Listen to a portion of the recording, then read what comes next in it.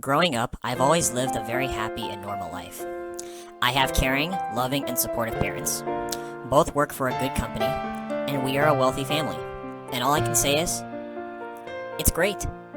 A few years ago, my mom got into a car accident, and me and my dad were worried that she might not make it. My dad would take time off work, and I would come with him to visit my mom at the hospital.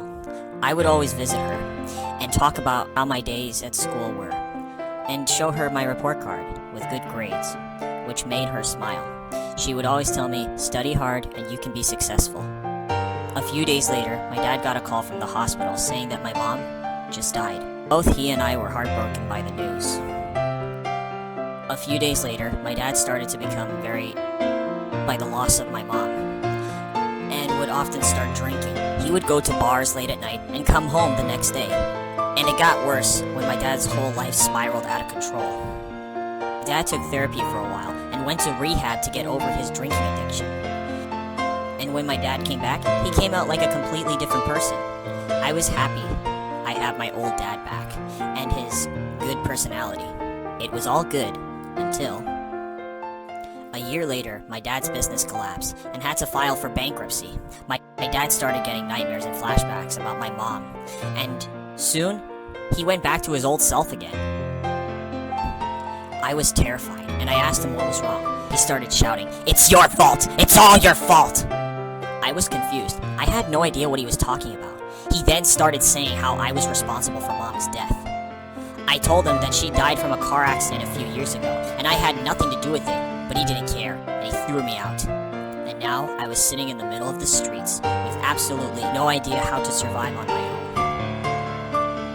I walked aimlessly through the night, trying to find somewhere safe to sleep. I felt so lost and hopeless before finally finding a nice residential area with big bushes that I could use for shelter.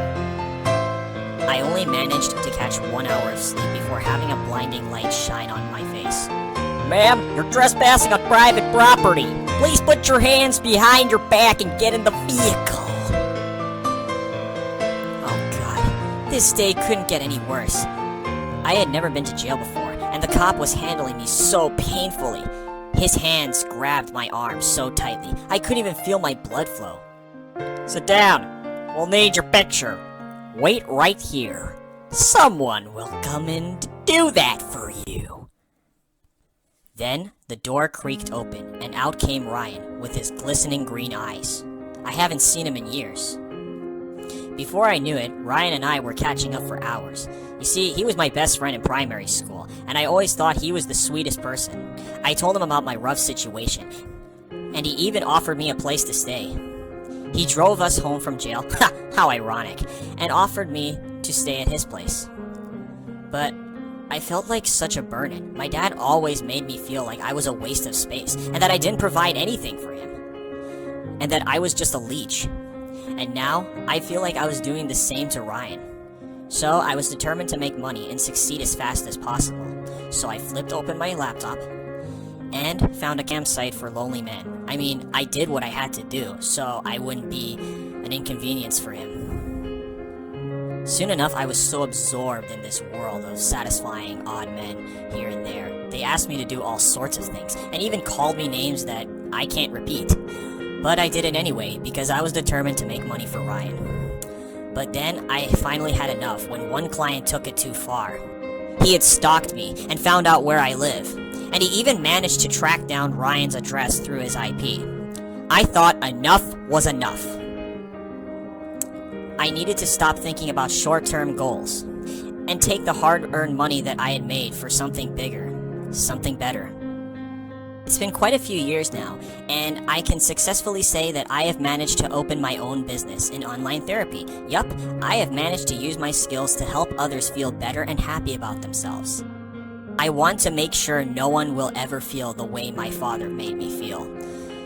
So through grit and perseverance, I was able to push myself to become a successful person. I didn't let the day he threw me out become the day I was broken, but rather the day I have changed my life for the better. And now I'm married to Ryan. Yup, we settled down and had a perfect little family together with a puppy and everything. So take life headstrong, and you could be anywhere you want to. Did you like this story? Subscribe to this channel. Don't forget to like and comment on this video. If you want to see your story in one of our videos, send it to this email address.